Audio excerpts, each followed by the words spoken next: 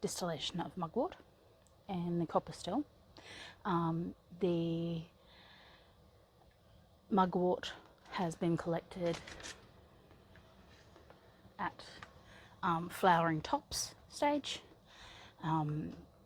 The flowers are not quite open yet. It's a little wilted from just sitting for a little while, but collected at the hour and the day of Venus, just after the new moon in Taurus. So there's a couple of things about that one. So new moon in Taurus, with Taurus close to Uranus, so we'll be looking for change and surprises and unexpected love from this hydrosol. So we've collected the mugwort with the intent of Venus. We've said the prayer of Venus, and we've also made offerings and done our daily prayers. The still itself has been cleaned with citric acid and then a steam clean as well. So what happens is the pot is put on the burner. It's just a regular gas burner that you can purchase from your local camping or hardware store. I got mine from Bunnings. Goes into a normal gas bottle. The still is from alembics.co.nz. Jill Mulvaney there is just absolutely fabulous. She's a little dirty on the outside because I didn't take a long soak for her this morning, and I've had someone say, why was your still a female? Well, I go with the Venusian copper thing, but then other people say, well, it's a little phallic shaped. Up to you. Your still will tell you what it needs. So you can probably hear the hiss of this. It's boiling a little higher than I want it to right now, so I'm going to turn it down. Okay, so we've just turned this down. It's got a bit less going on now. It's still cool here to touch. That won't be the case later on as it gets its full head of steam up.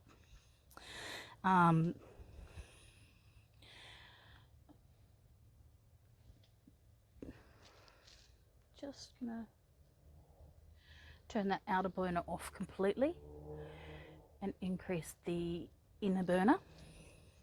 It's a bit of a delicate balance. We're not distilling for essential oil today. We're distilling for hydrosol, which is a different process. There's different timings for these sort of things, and in the long discussion of distillation during one of the webinars coming up, I will take you into that more depth. So what has been done is in this part, which is the basket, so we've got the pot, the basket and the onion. I have placed the leaves and the flowers and the smaller stems, and when I say smaller, I really mean 1.5 mil. It goes onto the tube, which has also been sterilized, and then I also cover that with some water just to make sure that no other debris. I also cover that with a damp paper towel just to keep any debris out.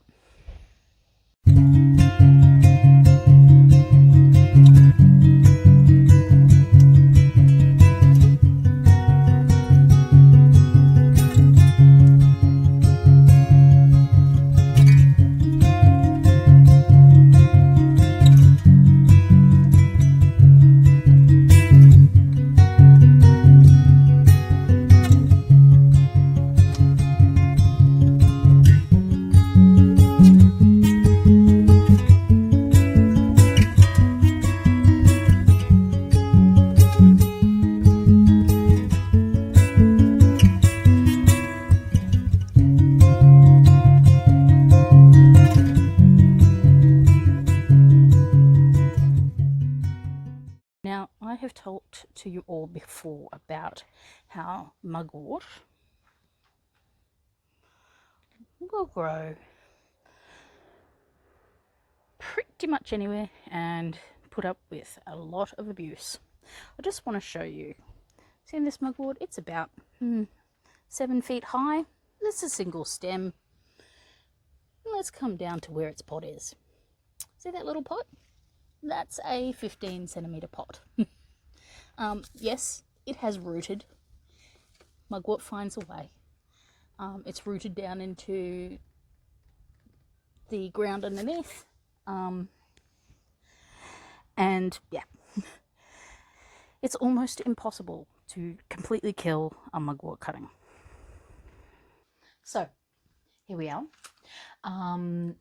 It's the end of the day. We're doing the distillation. Here's one of our bottles. It's incredibly strong, and what will happen next is I'll add a percentage alcohol to it as a preservative. We will also do a few other steps in terms of getting to the final blend of what happens, but as it is, that's a hydrosol. The whole process, well, the distillation process probably takes about an hour and a half, 2 hours to produce, what's that? Probably 500 mils of hydrosol out of about 5 litres of water and 2 kilos of plant matter, if that, not quite.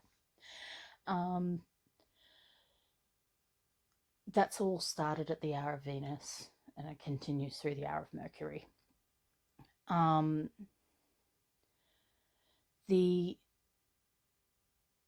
It's a very heady thing to do. So, hi Monkey. That's Monkey. You saw him briefly in the video for the whole time yesterday, but he was not terribly awake. But here he is now.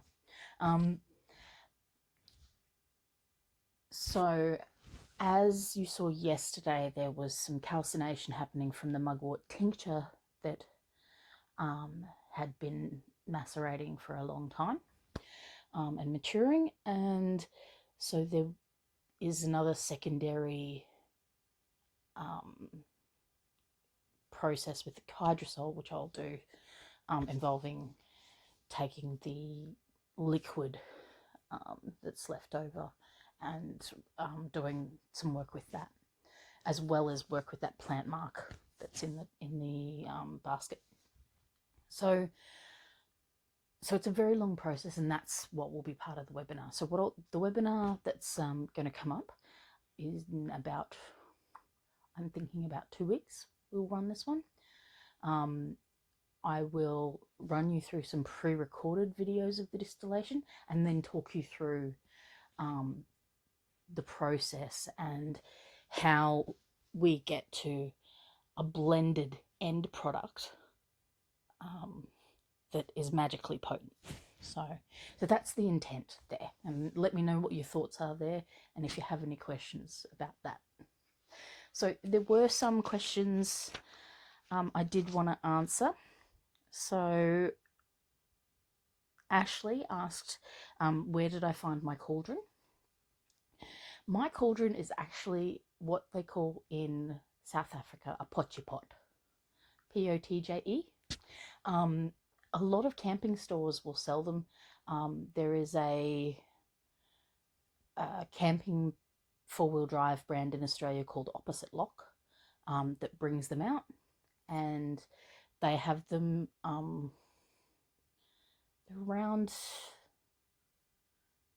$250, $300. Don't quote me. I did work for a company related to Opposite Lock when I bought mine, so it cost me a bit different.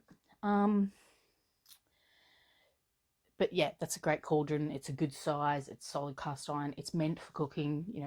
It's not a toy. So that's always a good thing. The other cauldrons I use are these. They're copper They come from Italian importers. In Australia, I get them from a company called Constant. Not cheap, but totally worth it because they're good size for working on the gas burner at home, you know, working on smaller amounts. They also fit into the dehydrator if I need to for any reason. Someone asked about, Samil asked it about preservatives in hydrosol. Now, I use one of two types of preservative in my hydrosols. I either use Lucidol, which is a plant-based hydrosol derived from horseradish, or I use grain alcohol, or fruit-based alcohol. Whichever one that I have at the time is usually a 95%, always a 95% alcohol.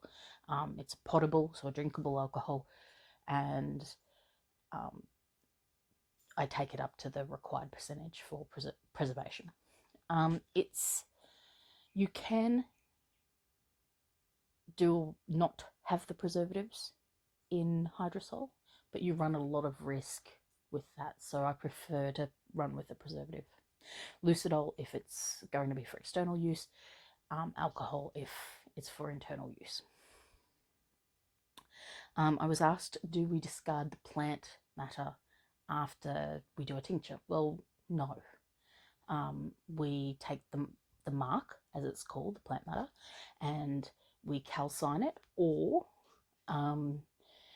we use it for other ritual bottle purposes. So I'll often take the marc and put it into a witch bottle or something similar. So no, I don't discard it.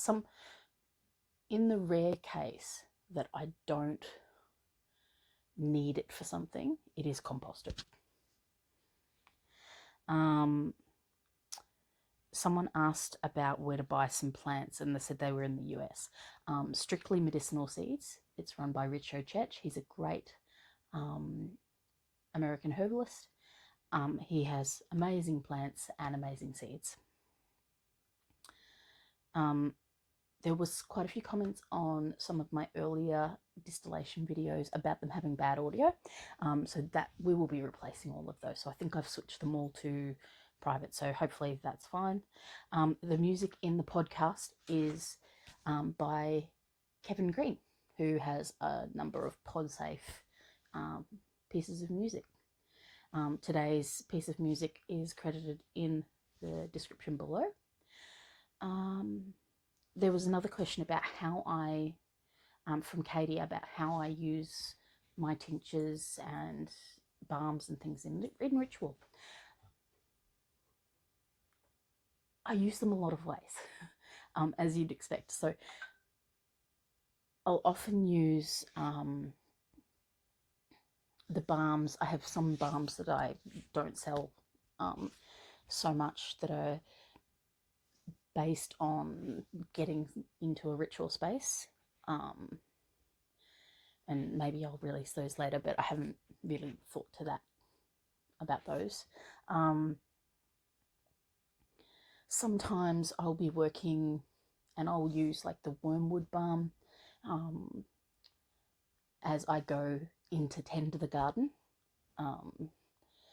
I'll drink the hydrosol in water, so you want to dilute it.